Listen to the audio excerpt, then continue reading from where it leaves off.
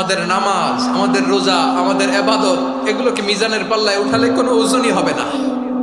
তবে আমাদের একটা কৌশল জানা আছে, আমরা আল্লাহর রহমতের ভিখারি। আমরা সেদিন আগেই গুনার স্বীকৃতি দিয়ে দেব। আমরা বলবো, আল্লাহ তুমি প্রশ্ন করার আগে তোমার একটা কথা বলি, আমারে কিছু জিজ্ঞেস করো না, আমি সব করেছি। এমন কোন পাপ নাই যে পাপ আমারে দিয়ে হয় নাই। তোমার রহমত দিয়ে তুমি জান্নাতে পাঠাবা, তোমার দয়ায় জান্নাতে যেতে চাই, আমল দিয়ে না। পারবেন বলতে? কিয়ামতের দিন আমরা বলবো, আল্লাহ আমার আমল দিয়ে জান্নাত চাই না, আমি তোমার দয়া দিয়ে জান্নাত চাই। তোমার দয়া ছাড়া আমার কোনো উপায় নাই। কারণ আল্লাহ যদি বিচার করে বাঁচার কারো উপায় নাই। আল্লাহ যদি বলে ফেলেন তুই এটা করলি কেন, ওখানে গেলি কেন, কোরআনে 1000 বার নিষেধ করলাম তারপরেও এই পাপে জড়ালি কেন, এরকম প্রশ্ন ছুড়ে দিলে আমার উত্তর আছে? বাঁচার কোনো উপায় আছে?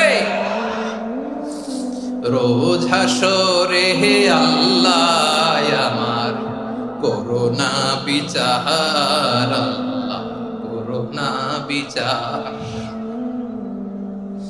বিচার চাহি না তব দয়া চাহি, এ গুনাহগার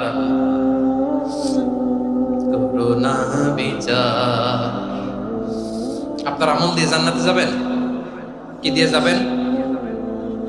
আল্লাহর দয়া দিয়ে। আল্লাহর রহম আর দয়া ছাড়া কেউ জান্নাতের চেহারাও দেখতে পাবে না। আমার প্রিয় ভাইয়েরা, এই দোয়া আল্লাহর কাছে পছন্দনীয় হওয়ার কারণ 3টা। দোয়ার প্রথম অংশে আছে তাওহীদ, আল্লাহর একত্ববাদের ঘোষণা। এই দোয়ার দ্বিতীয় অংশ আছে তাসবিহ, আল্লাহর প্রশংসা সূচক বাণী। এই দোয়ার 3 নাম্বার অংশ পাপের স্বীকৃতি। তাহলে আমরা সবাই গুনাহগার। আমরা আল্লাহর কাছে পাপের স্বীকৃতি দিয়ে বলবো, ও আল্লাহ ইন্নী কুনতু মিনাজ জালিমিন, আমরা জুলুম করেছি, পাপ করেছি, অন্যায় করেছি, আল্লাহ বুঝতে পারি নাই। শয়তানের ওয়াসওয়াসায় পড়ে, বন্ধুর পাল্লায় পড়ে, নফসের খায়েশ মিটাতে যে আল্লাহ করে ফেলেছি। তুমি গুনাহ না মাফ না করলে আমাদের গুনাহ মাফ করার দ্বিতীয় কেউ নাই। ঠিক কিনা বলেন? এভাবে অনুতপ্ত হয়ে যদি আল্লাহর কাছে দোয়া করেন, দেয়ালে পিঠ থেকে গেছে, কোনো রাস্তা নাই বের হওয়ার, ওই মুহূর্তেও আপনাকে বিপদ থেকে উদ্ধার করবে কে? বিশ্বনবী চরম বিপদে পড়লে 2টা দোয়া পড়তেন। প্রথম হলো এটা, লা ইলাহা ইল্লা আনতা সুবহানাকা ইন্নী কুনতু মিনাজ জালিমিন। এই দোয়াটা আমরা বেশি বেশি পড়ব প্রিয় ভাই। রাজি আছেন? সবাই আওয়াজ করে পড়ুন ইনশাআল্লাহ। আমার প্রিয় ভাইয়েরা, বিপদে পড়লে বিশ্বনবী আরো একটা দোয়া পড়তেন, লা ইলাহা ইল্লাল্লাহুল আযীমুল হালিম।